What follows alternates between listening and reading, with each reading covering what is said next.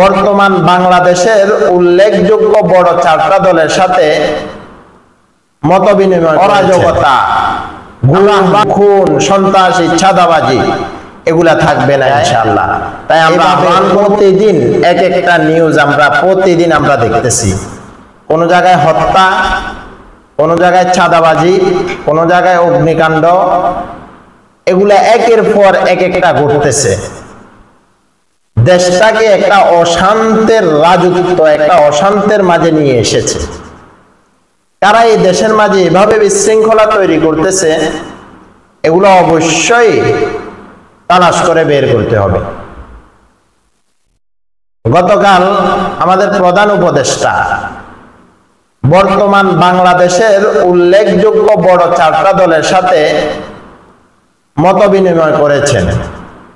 আমরা আহ্বান করব রাজনৈতিক দলগুলোর সাথে বেশি বেশি মতবিনিময় করার জন্য, পরামর্শ করার জন্য। তাহলে দেশের যে প্রেক্ষাপট এগুলো আলোচনায় আসবে। আইন শৃঙ্খলার যে অবনতি, এই চাঁদাবাজি, অরাজকতা এগুলা যদি দূর করতে হয়, তাহলে আইন শৃঙ্খলা আরো জোরালো হতে হবে, আইন শৃঙ্খলা আরো মজবুত হতে হবে।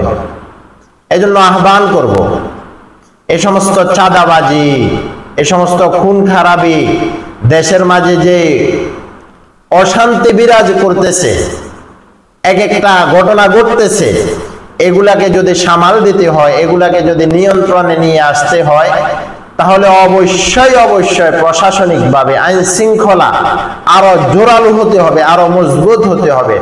আইন শৃঙ্খলা যদি আরো মজবুত হয়, জোরালো হয়, তাহলে দেশের মাঝে এই অশান্তি, অরাজকতা, গুম, খুন, সন্ত্রাসী, চাঁদাবাজি এগুলা থাকবে না ইনশাআল্লাহ।